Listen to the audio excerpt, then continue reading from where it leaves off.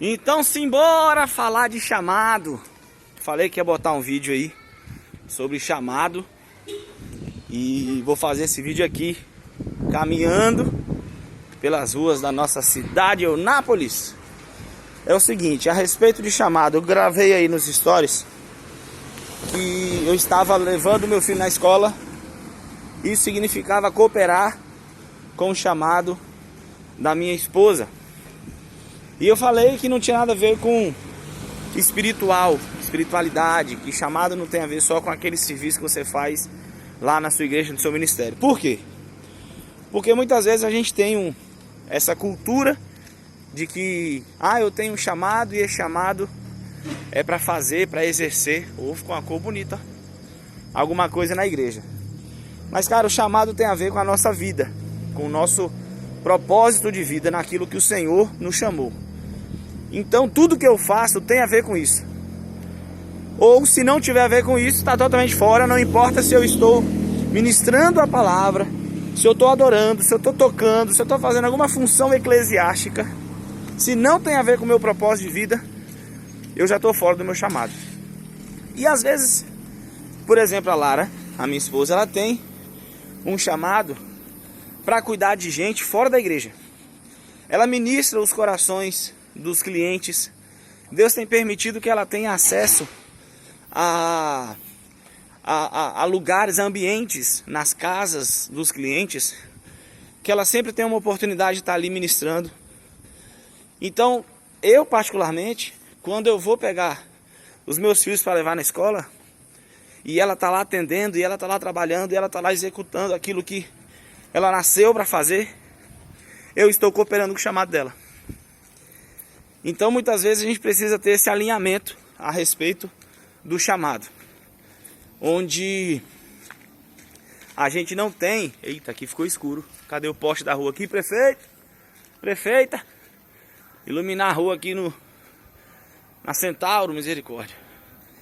E às vezes a gente tem essa noção equivocada, né? Então, voltando para a questão do chamado propósito, você que pode estar aí me ouvindo agora, assistindo esse vídeo, você pode ter uma expectativa de que Deus vai te usar lá na igreja. Mas na verdade Deus está dizendo para você, cara, é hora de você abrir seu negócio. Cara, é hora de você trabalhar naquela profissão que você sempre sonhou.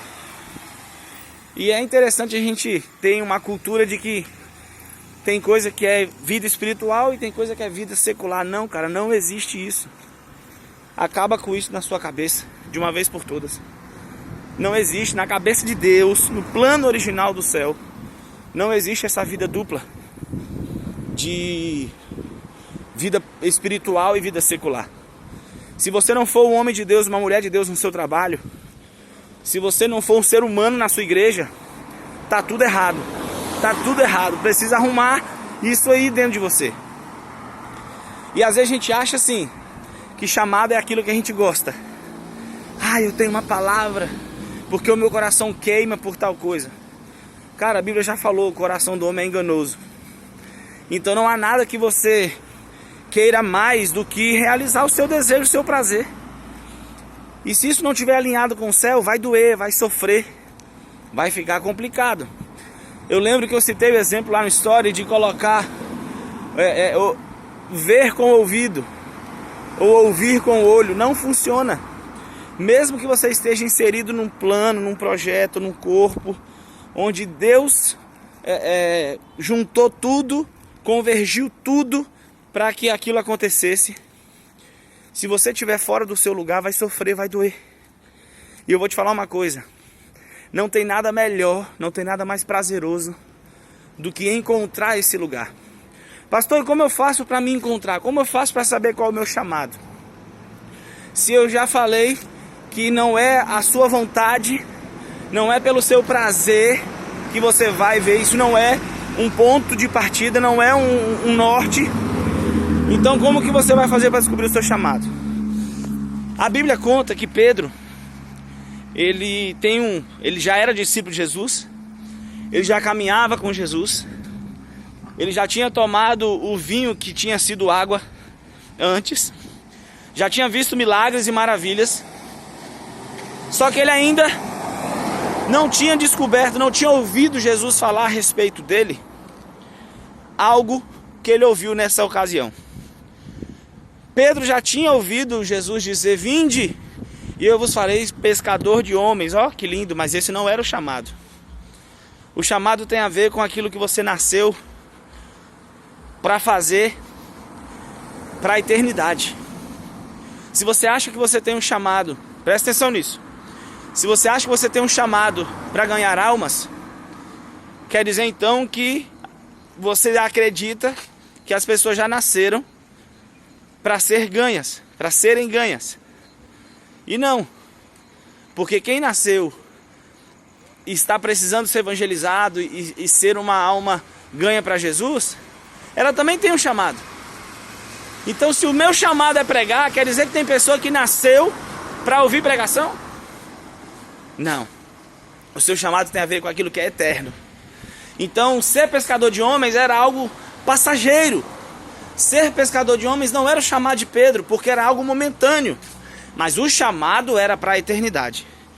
Então me explica, pastor, eu vou explicar agora. Quando Jesus pergunta: e vós, quem dizeis quem eu sou? Pedro fala assim: tu és Cristo, Filho do Deus vivo. E Jesus disse: não foi carne nem sangue quem te revelou, mas foi o Pai.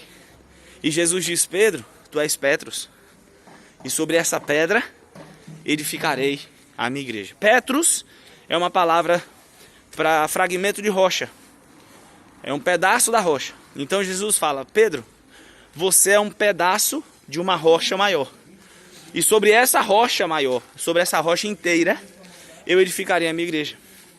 E ali Jesus dá a chave do céu para Pedro. Então Jesus estabelece Pedro para um chamado eterno. Então ganhar almas não era o chamado de Pedro, era talvez o ministério, era talvez uma ferramenta para exercer o chamado, mas o chamado de Pedro tinha a ver com o céu. Então a primeira coisa a dica fundamental que eu posso dar para você sobre o chamado é: descubra quem é Jesus. Ande com Jesus, se relacione com Jesus, veja os milagres de Jesus, compareça aos banquetes com Jesus. Mas cara, a gente precisa buscar uma revelação de quem Ele é. Porque se a gente não buscar uma revelação de quem Ele é, se a gente não tiver uma fome de saber quem Ele é, a gente não vai ouvir Ele dizer quem nós somos. Então você quer saber qual é o seu chamado? Descubra quem é Jesus. Descubra o Cristo, Filho de Deus. Descubra quem Ele é para você.